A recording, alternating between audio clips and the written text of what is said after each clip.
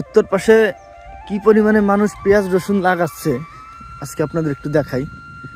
তো আমাদের বাড়ির পাশের দুইখান বাড়ির এই ধারে হচ্ছে এই পুকুরটা।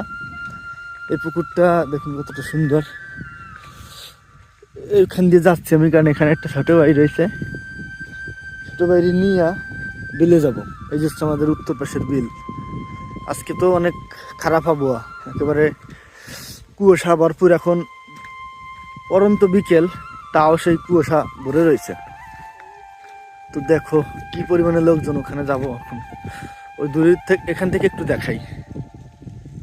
ওই দেখো কত মানুষ পেঁয়াজ রসুন লাগাচ্ছে, দেখছো? এটা হচ্ছে ড্রেন। এখন এখান দিয়ে যখন ধান লাগাবে, এখান দিয়ে জল চলবে। সেই জল কেটে কেটে ধানের জমিতে দেওয়া হবে। এই নিচের দিক দিয়ে হচ্ছে ধান লাগানো হয়, আর উপরের দিক দিয়ে পেঁয়াজ রসুন সব লাগানো হচ্ছে। ওই যে দেখুন সামনে আরো লোক আছে, মানে ওই যে ওটা লাগাচ্ছে। ভাই আমাদের এখানে লাগানো বলা হয়, ঠিক আছে? মানে আপনারা ওটা শুনে আবার অনেকে খারাপভাবে নিতে পারেন যে কি ভাষা দিই।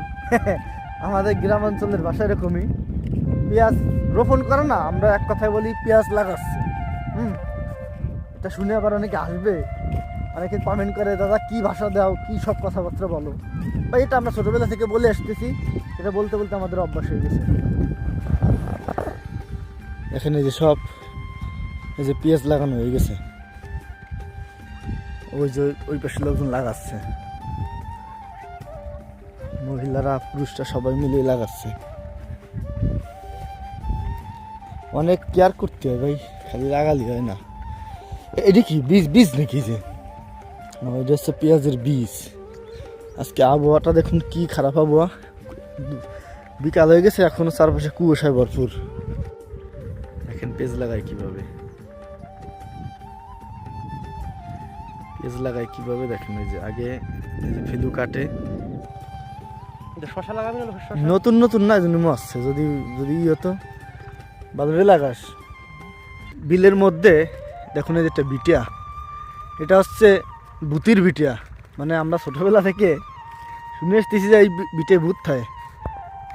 এই দেখছেন একেবারে ফাঁকা বিল, তার মাঝখানে কিন্তু এই বিটেটা। আসলে জীবনে আগে অনেক গল্প শুনছি যে ভূতির গল্প, কিন্তু আমরা কোনোদিন দেখি নাই। গরম উঠোনের জিনিস পাইছি।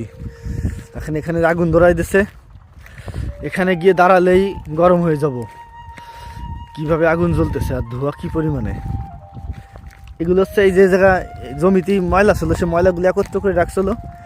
সে যখন শুকায় গেছে তখন আগুন ধরাই দিছে, ঠিক আছে? এই যে এখান থেকে গরম হওয়া শুরু হয়ে গেছে। বাবা ভাই এই ধোঁয়ার মধ্যে একটা ছবি করছি আর একটু ভিডিও করছি। চোখ টোক পুরো লাল হয়ে গেছে, চোখ দিয়ে পুরো টল টল করে জল পড়তেছে। দেখেন কত মানুষ পেঁয়াজ রসুন লাগাচ্ছে, সব আমাদের গ্রামের মানুষজন। দুপুরবেলা আরো বেশি লোকজন হয়, এখন বিকালের সময় তো, তাই একটু কম কম লোক। তাও দেখুন কত মানুষ চারপাশ দিয়ে শুধু পেঁয়াজ রসুন লাগাচ্ছে। সব থেকে মজার ব্যাপার হচ্ছে যখন জল শুকায় যেত, এই জমি একটু শুকনা শুকনা ভাব হতো, তখন খেলতাম গোল্লা ছুট, যাকে আমাদের গ্রামের ভাষায় বলি গোলাফাঙ্কে, আর এমনি বইতে বলে গোল্লা ছুট। সেটা খেলতাম। আর এখন ভাই কেউ গোল্লা ছুট কারে কয় সেই খেলায় ওরা বোঝে না যে গোল্লা ছুট কীভাবে খেলে। তো ঠিক আছে, আমাদের উত্তর পাশের বিলটা আপনাদের ঘুরে ঘুরে দেখালাম।